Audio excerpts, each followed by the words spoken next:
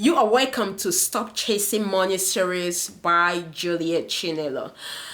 For those of you who are stopping by for the first time, I am Juliet Chinelo, a Nigerian trained pharmacist and New Zealand pharmacy graduate. And as you can see from the face and the accent, I am from West Africa, an Igbo girl.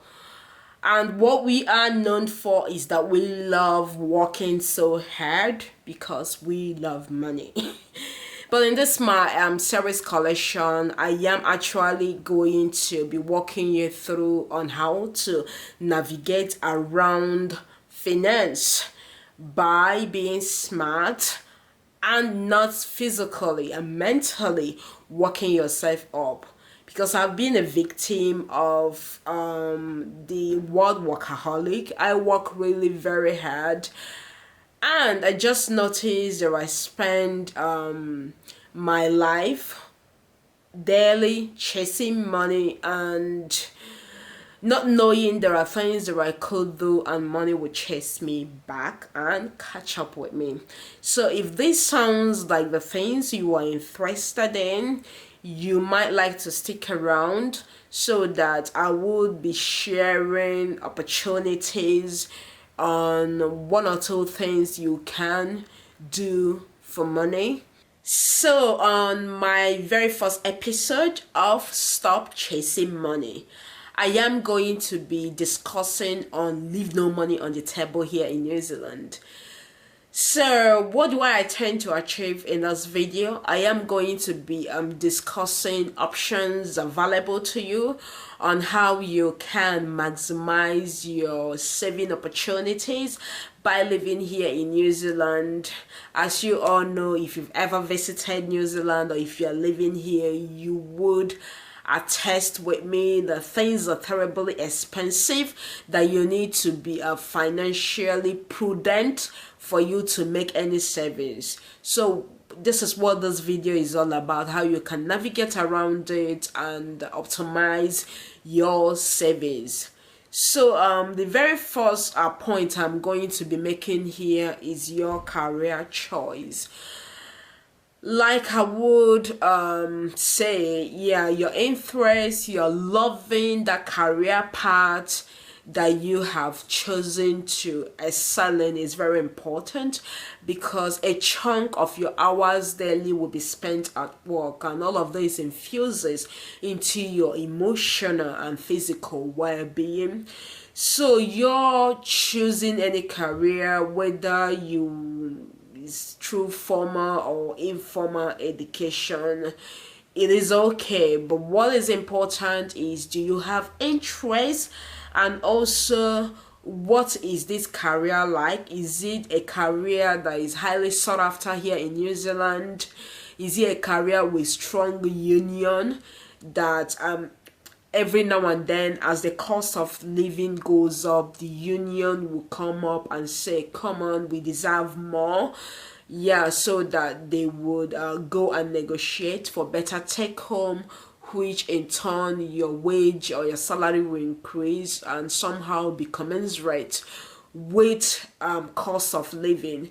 So this is the number one money decision you have to make here in New Zealand. If you want to go to school, consider something that you're interested in and at the same time is always here in demand in New Zealand. And if you want to go through informal education route, it is also you do something that is in demand, so that on your graduation or you're finishing your skill or apprenticeship training, you can get something, and whatever happens, your union or because of the demand for the skill, you would always get something. You would always get paid something that would enable you afford your basic needs. So having said that, I would move on to my second point, which is your Kiwi saver and any other deductions that you could infuse into your weekly or fortnightly or salary payment to make sure that whatever happens, no matter how hard it is for you to make savings, that this deduction is automatically made from your salary before you get it, so that even if you are living from paycheck to paycheck, you are saving something somewhere. So one of them is Kiwi Saver. If you know that it's really really difficult for you to save something, like, yeah, this year it has been like almost impossible for me to save something, so I increased my Kiwi Saver to 10%. What this entails is, after tax deduction, that Kiwi Saver would deduct 10% of whatever that is left from my wage and save it for me, and also my employer, or is it government or my employer, will add 3% of my earnings to me, which will be saved for me.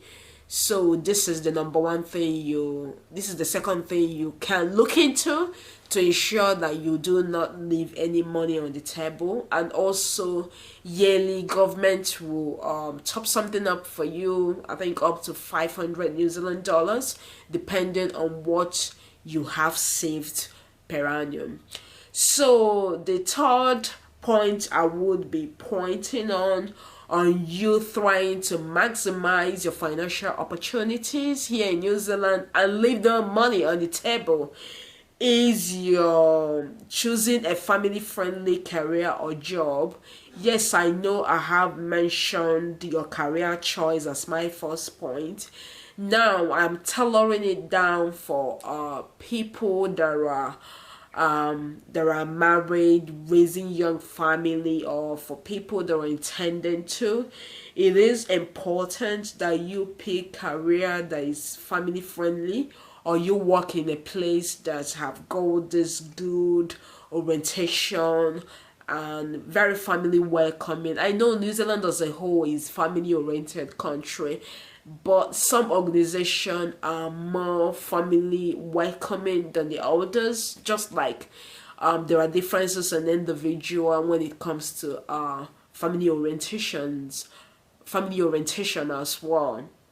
So you have to look for companies that will give you the statutory maternity leave, and also have something from the side of the company to add. You guys know currently the government gives 12 weeks maternity, so some companies still top up their own maternity leave, why for some other company after the 12 weeks maternity, that's all you get. And also, is also important, like I always tell people, some women will be like, I am raising young children, so my husband is the man breadwinner of the family. He has got a main job and a side hustle, or also he's doing a second or even a third job.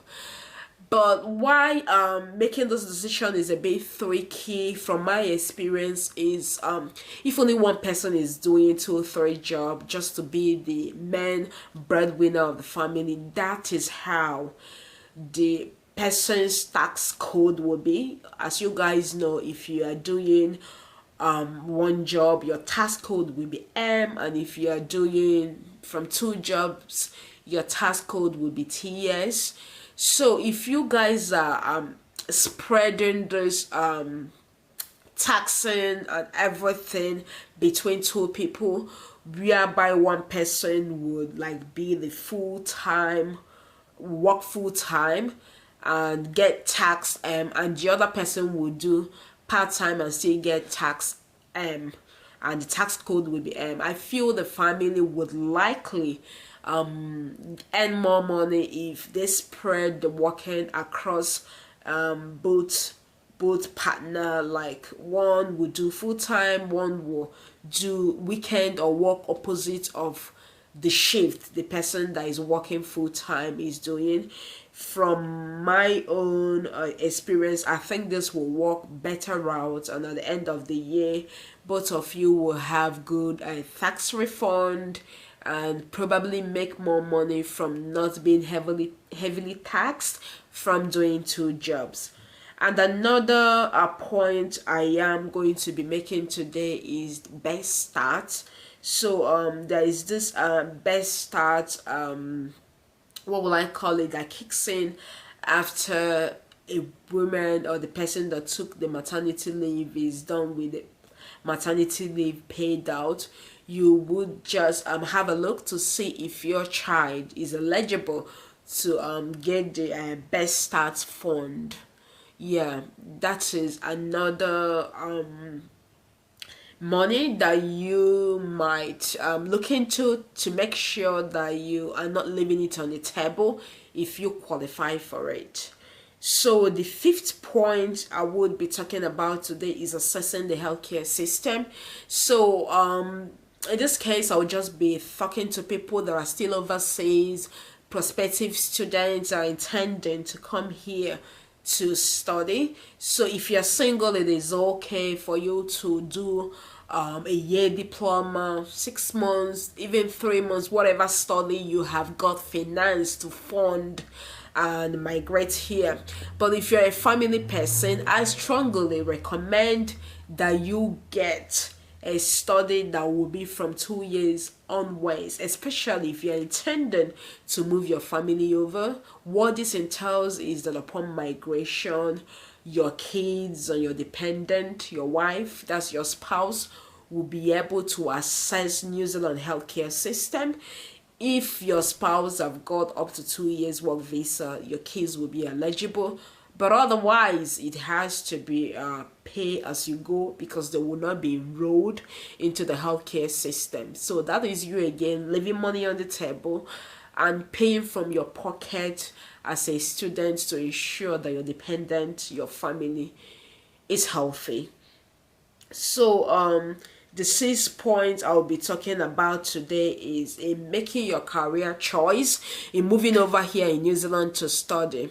It is important that you check the courses that are likely to be funded here in New Zealand, because there are courses that generally New Zealand do not play with, that there are money here and there for research towards such course.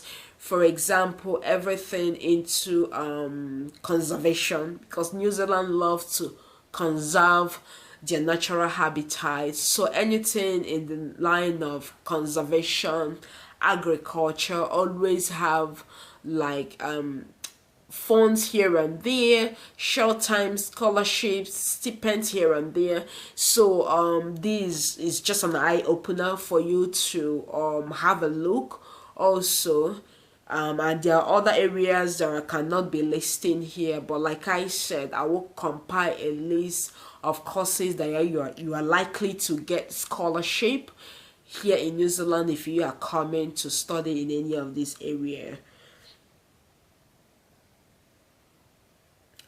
And another area that you can fill in the gap by not leaving money on the table is trying to see if you can get involved in low risk investment. So if you have little money to spare, instead of you having it in the bank and probably being pushed to do shopping here and there, you can just walk in, get some advice from certified financial advisors, and they would direct you on low risk investment you can put your money into to ensure that the little money you have worked on is working for you, that to ensure that the little money you've worked for is working for you in return. So the 8 points I'll be talking about today is there are many child development aids. So if you're here in New Zealand, you can tell from day one that a woman is pregnant, and if that woman is eligible. I know I did a documentary about my pregnancy journey with my last baby.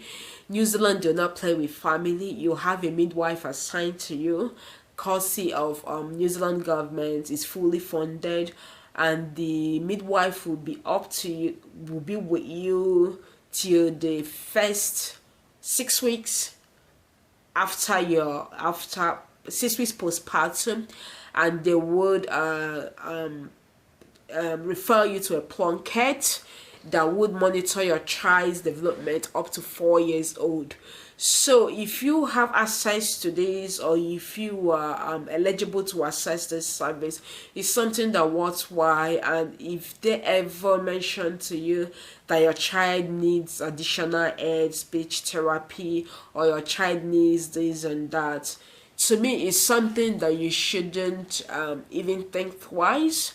You should just go ahead and access the service, because leaving it out is just you leaving out a service that would be beneficial to your family, and thereby leaving money on the table and not getting grasping what that service is meant for.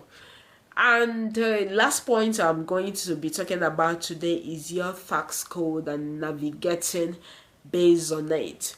So, like I said earlier on, I have done 2 3 jobs here in New Zealand, and from my opinion, does it pay? I would say no.